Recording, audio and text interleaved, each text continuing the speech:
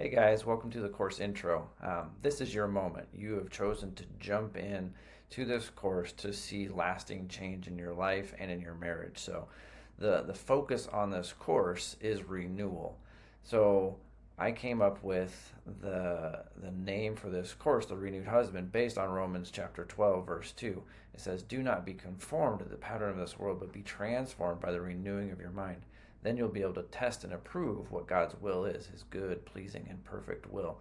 When I looked up that word renew, I'm not a Greek scholar by any means, but I do have a couple Bible apps, and when I looked that up, one of the alternate definitions was to renovate, and that really caught my attention. I've done a little bit of home renovation in my own home and helping with other friends, and if you think about a renovation, you're removing old stuff. You're removing things that you do not want. It could be from water damage, it could be from mold, it could be just the aesthetic appeal of the home, it could be, whatever reason it is. You choose to decide to renovate because what you want is you want to get rid of the old and you want to replace it with something new.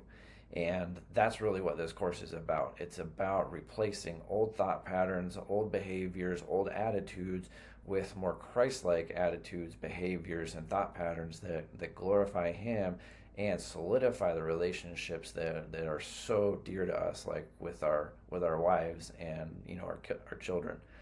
Um, in this course, there are 5 steps that I went through that really helped my transformation, coming out of a place of anger and insecurity and frustration. The first is to become awake and aware that, hey, I've got an issue, I've got a problem, there's sin in my life that I need to get a grip on. Once you have established that, then there's the next step, which is believing for better. We're all here because we have a relationship with Jesus. And the reason we do is because we saw that, hey, living with Christ was better than living in sin. In step 2, you're going to get an understanding of why we believe the things that we do and why we behave the way that we do. And conversely, how we can change those behaviors, how we can change those attitudes and think differently about life and about our marriage, about walking with Jesus. And it just opens up a whole understanding of why we do the things we do. And then that leads into step 3, which is the courage to change. Once you're aware of something, you're actually accountable for it. And you have to believe that it can be better.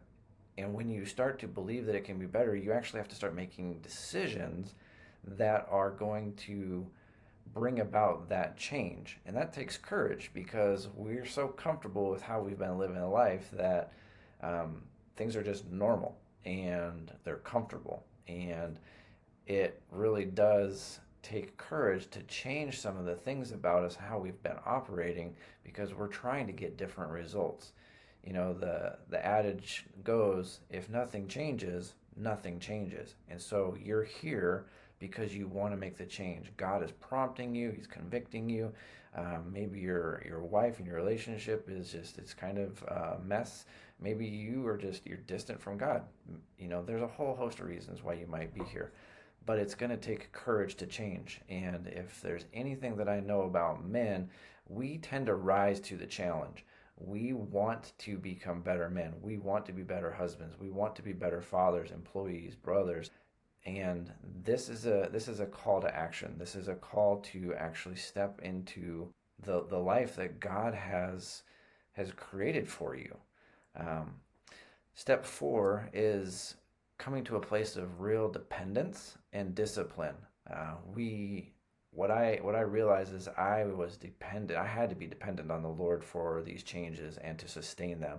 And then there was the other side of that was discipline. I had to make the disciplined decisions to stay in alignment with God's heart towards my wife, towards my relationship with Him, towards my kids, everything else. And so it is really kind of a two-sided coin. You have to be dependent on the Lord, but then there are things that you have to discipline yourself unto godliness for the sake of your relationship with the Lord and with those around you. And then step 5 is enjoy and encourage. When I got to the end or towards the end of kind of my process, I'm still in process, so still learning, still growing, but I started to enjoy the fruit of the transformation that was happening in my life. There was a true renewal of who I was and how I was responding to my wife. And that was such a blessing, not only to me, but also to her and those around me. And so step five is really about enjoying that fruit, but then also coming to a place where you can encourage others with your story. Because if you've been around other men long enough, you realize that your story is really not any different than other men's stories. We all struggle, we all have challenges, we all face similar things. We just function and operate with them differently. The transformation in you is already happening. Be encouraged, be excited for what God is already doing in you, and this is one of the pieces that he's going to use, I believe, to help speed up the process and allow you to really undergo and live in that renewed and transformed life. Before we get into the content of each of the steps as far as activities and exercises, I'm going to be sharing my story of how I walked through each of those steps as an encouragement to you. God's grace is sufficient. If you will kind of put your head down, do the work, allow the Lord to search you and really, have a desire to change, then transformation is really just right on the other side of this. This is not just another course, it's a call to action. It's really a challenge for you to become the man that God sees in you already.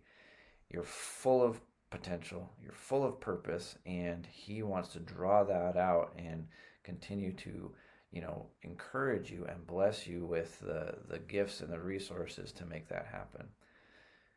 You're going to face tough moments during this course. I mean, there's going to be some things that you're already aware of, but then there's going to be things that are brought up that you might not be aware of, and that's going to be a challenge. And my encouragement to you is just press through. Don't fear, but really trust the Lord through this process, that he's with you and that he's going to continue to guide and direct you. And then it all really begins with a single step, right? You've already taken the step to enter the course. Now it's on you to continue to just put one foot in front of the other and continue to work through the exercises, work through the content, pray, get in the word, spend time, worshiping and really allow yourself to be led by the Spirit through this content. And things are going to highlight, things are going to pop up that are like, yes, that was exactly what I needed to hear. And you know what? Journal. Grab a Bible, grab a brand new journal. If you like to journal, write things down, or if you like to type out your notes, whatever you like to do to kind of keep track of your journey through this, I'd strongly encourage you to do it. It's going to be a blessing to you. And finally, before every lesson, just jump in and pray and ask God to highlight and bring about the things that he wants to show you and minister to you. At the bottom of this course lesson is a prayer that I wrote out, and I would encourage you to pray that or pray something similar to kind of just get your heart ready as you prepare to work through the course content. Excited for you guys. You're doing amazing things already, and bless you.